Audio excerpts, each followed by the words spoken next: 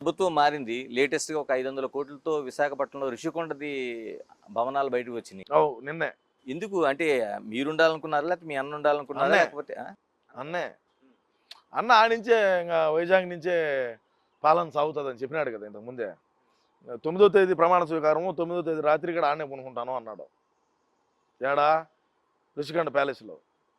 ఏం పెద్ద ఖర్చు ఏం కాదు, 500 కోట్లు ఖర్చు పెట్టినాడు ప్రజాధనాన్ని అంతే.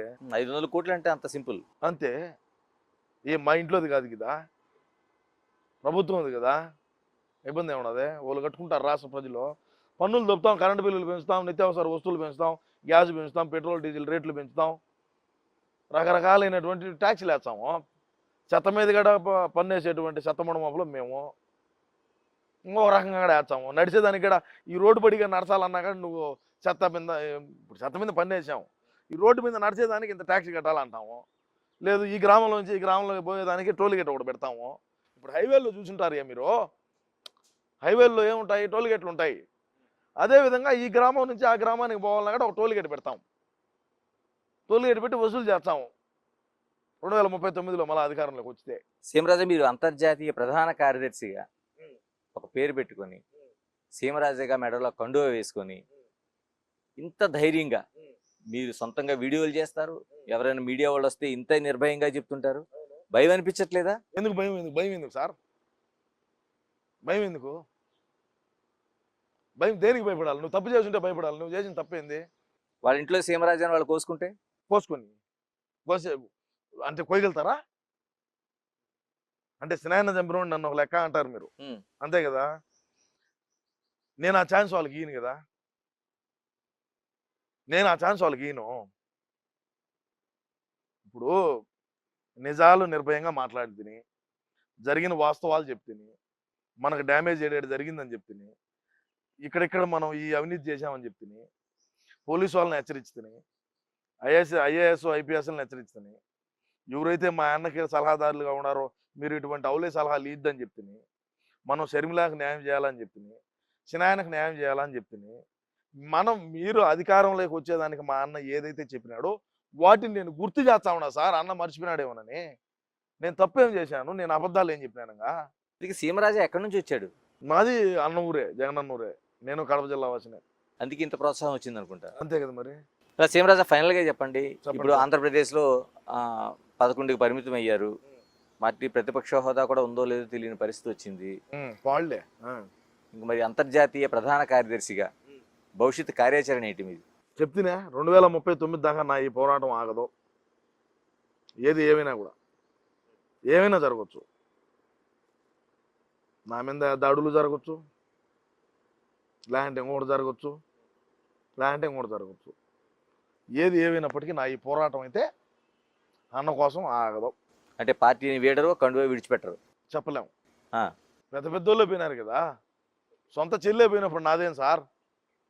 ఇప్పుడు అన్న కోసము సొంత చెల్లె రోడ్ల పడిగా బ్రహ్మాండంగా నడిచి రోడ్ల పడిగా తిరిగి అన్నకు ఒక అవకాశం ఇవ్వండి, ఒక అవకాశం ఇవ్వండి అని చెప్పి రకరకాలుగా ఆమె ఏ విధంగా కష్టపడిందో మనకందరికీ ఇక్కడ తెలుసు సార్, తెలుసు కదా.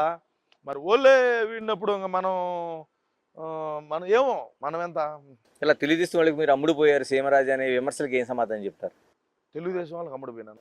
పార్టీలో ఉండి కూడా ఇంత డ్యామేజ్ చేస్తున్నారు. ఎక్కడైనా సరే మా వైసీపీ పార్టీలో కానీ, తెలుగుదేశం పార్టీలో కానీ, ఎవరి దగ్గరైనా, జనసేన కానీ, బీజేపీ కానీ, ఏ పార్టీ వాళ్ళ దగ్గరైనా సరే సీమరాజు అనేవాడు ₹1 డబ్బు తీసుకున్నాడు అని మీరు కానీ నిరూపిస్తే, మీరు ఏమి చెప్తే అది చేసేదానికి నేను సిద్ధంగా ఉన్నా. Open challenge.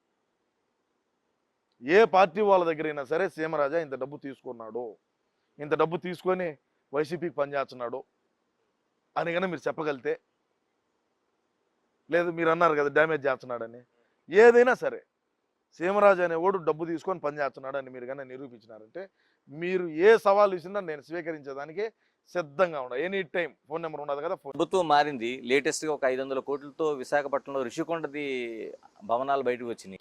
నిన్నే. ఎందుకు? అంటే మీరుండాలనుకున్నారా, లేకపోతే మీ అన్న ఉండాలనుకున్నారా? లేకపోతే అన్న ఆడించే ఇంకా వైజాగ్ నుంచే పాలన సాగుతుందని చెప్పినాడు కదా ఇంతకు ముందే. 9వ తేదీ ప్రమాణ స్వీకారము, 9వ తేదీ రాత్రి కూడా ఆడనే కొనుక్కుంటాను అన్నాడు. ఏడా? రుషికొండ ప్యాలెస్లో. ఏం పెద్ద ఖర్చు ఏం కాదు, 500 కోట్లు ఖర్చు పెట్టినాడు ప్రజాధనాన్ని అంతే. 500 కోట్లు అంటే అంత సింపుల్. అంతే. ఏం మా ఇంట్లోది కాదు కదా, ప్రభుత్వం ఉంది కదా, ఇబ్బంది ఏమన్నది. వాళ్ళు కట్టుకుంటారు రాష్ట్ర ప్రజలు.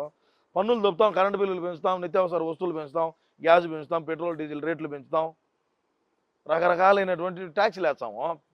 చెత్త మీద కూడా పన్ను వేసేటువంటి చెత్తమడ మొప్పలు మేము ఇంకో రకంగా కూడా వేస్తాము. నడిచేదానికి కూడా ఈ రోడ్డు పడిగా నడచాలన్నా కానీ నువ్వు చెత్త మీద, ఇప్పుడు చెత్త మీద పన్ను వేసాము, ఈ రోడ్డు మీద నడిచేదానికి ఇంత ట్యాక్సీ కట్టాలంటాము.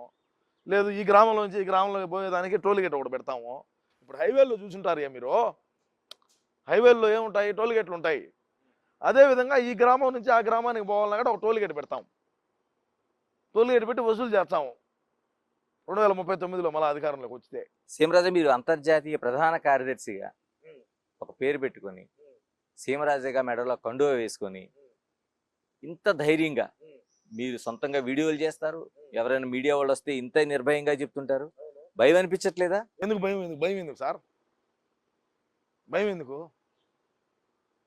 భయం? దేనికి భయపడాలి? నువ్వు తప్పు చేస్తుంటే భయపడాలి. నువ్వు చేసిన తప్పేంది? వాళ్ళ ఇంట్లో సీమరాజాని వాళ్ళు కోసుకుంటే కోసుకొని కోసే అంటే కోయగలుగుతారా? అంటే సినాయన చంపిన నన్ను ఒక లెక్క అంటారు మీరు, అంతే కదా. నేను ఆ ఛాన్స్ వాళ్ళకి ఈయను కదా, నేను ఆ ఛాన్స్ వాళ్ళకి ఈయను.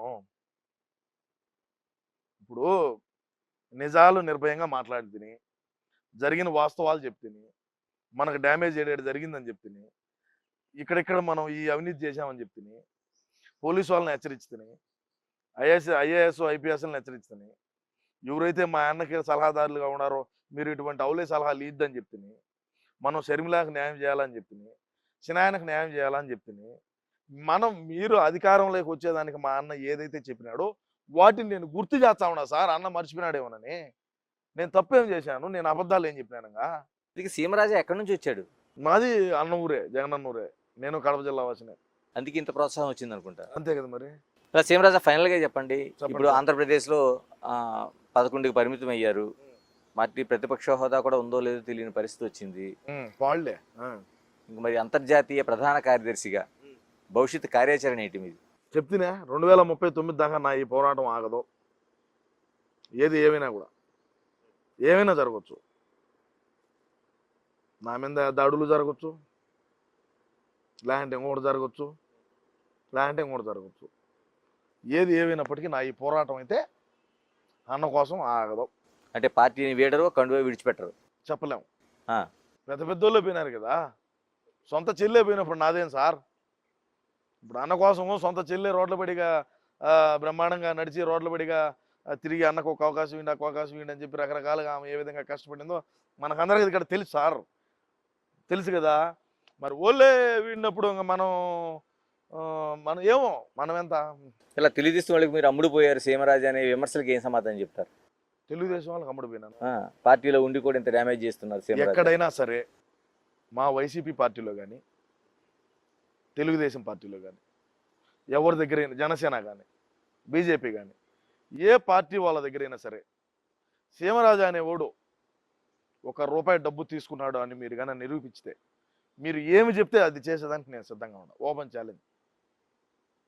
ఏ పార్టీ వాళ్ళ దగ్గరైనా సరే సీమరాజా ఇంత డబ్బు తీసుకున్నాడు, ఇంత డబ్బు తీసుకొని వైసీపీకి పనిచేస్తున్నాడు అని కానీ మీరు చెప్పగలితే, లేదు మీరు అన్నారు కదా డ్యామేజ్ చేస్తున్నాడని, ఏదైనా సరే సీమరాజు అనేవాడు డబ్బు తీసుకొని పనిచేస్తున్నాడు అని మీరు కానీ నిరూపించినారంటే, మీరు ఏ సవాలు ఇచ్చినా నేను స్వీకరించేదానికి సిద్ధంగా ఉన్నా. ఎనీ టైం ఫోన్ నెంబర్ ఉండదు కదా, ఫోన్ చేయండి.